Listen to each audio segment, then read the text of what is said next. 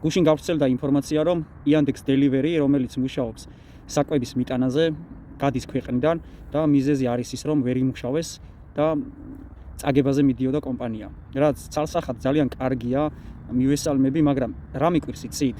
მათი ასეთი უეცარი გასვლა კი არ მიკვირს. მე ის მიკვირს, რომ საერთოდ რომ შემოვიდნენ ბაზარზე და თუნდაც ერთი კურიერი რომ ნახეს. თუმცა გასაკვირი აღარაფერი არ არის.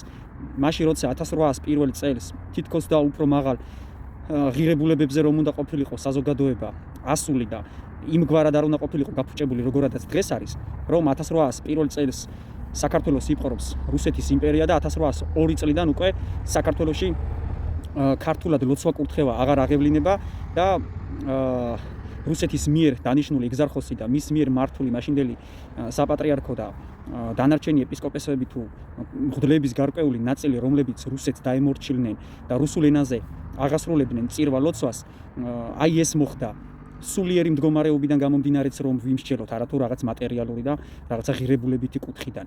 ეგ ის პერიოდია, როდესაც მეფის ნაცვალს რუსს დაუჩოქა ქართველმა ხალხმა მაშინ, ესეც რა თქმა უნდა გარკვეულმა ნაწილმა, თორემ დღემდე ალბათ ვერც მოაღწევდა ეს ქვეყანა როგორც ღირებულებითი კუთხით, ისე სულიერი მდგომარეობით და ასე თუ ისე ჩვენ გადავრჩით და დღესაც რა თქმა უნდა გვებრძვის ისევ იმპერიალისტური აზროვნება და მაშინ როცა აი ასეთი მდგომარეობა იყო, როდესაც ქართველი კაცის მენტალური განადგურება მიმდინარეობდა, დღესაც აი როგორ შეიძლება Yandex-ის Delivery-ში მუშაობდეს ახალგაზრდა ადამიანი, როცა მის კომპანიის მთავარ ლოგოთ და მთავარ ბანერად იყო გამოტანილი ფოტო, სადაც აფხაზეთის და ცხინვალის ადგილებში იყო დადებული პიცა და ხინკალი. ანუ ისინი არ აღიარებდნენ საქართველოს დამოუკიდებელ საქართველოს ერთიანობას და შესაბამისად როგორც არის რუსეთის მიერ აღიარებული საქართველო, ისე წარმოედგინათ. იმიტომ რომ ეს არის ჩვეულებრივი FSB-ს ცალკე ქვეგანყოფილება, რომელიც აგროვებს მომხმარებლებისა და იქ დასაქმებული ადამიანების ინფორმაციას.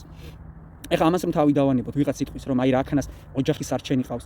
Deliver კომპანიაში, სადაც საკვებზე არიან დასაქმებულები, მიტანის სერვისში მოკლედ. იქ საერთოდ არ ჰქონდათ არანაირი მიზეზი ქართველ კურიერებს რომ დაიწყოთ მუშაობა. იმიტომ რომ Volt და Glovo არის ქვეყანაში წამყვანი ორი გიგანტი მიტანის სერვისის კომპანია, რომლებიც თავისუფლად აკმაყოფილებდნენ ბაზარზე არსებულ მოთხოვნას და უფრო მეტიც მათ უჭირთ ქართველი კურიერები.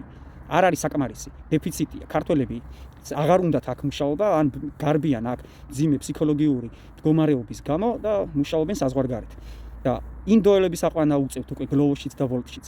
შესაბამისად, როდესაც ამის საშუალება არის, რომ შეგიძლია სხვა კომპანიაში დაიწყო მუშაობა, რა მოტივი უნდა კონდეს? იმისა, რომ მიდიოდე რუსულ კომპანიაში და იწყებდე იქ მუშაობას, მით უმეტეს უფრო დაბალი ანაზღაურება. შესაბამისად, ერის გახრწნა და განადგურება ერთ-ერთი შემადგენელი ნაწილია იწყება იქიდან, როდესაც კუწზე გადის ადამიანის ცნობიერება და შეგნება.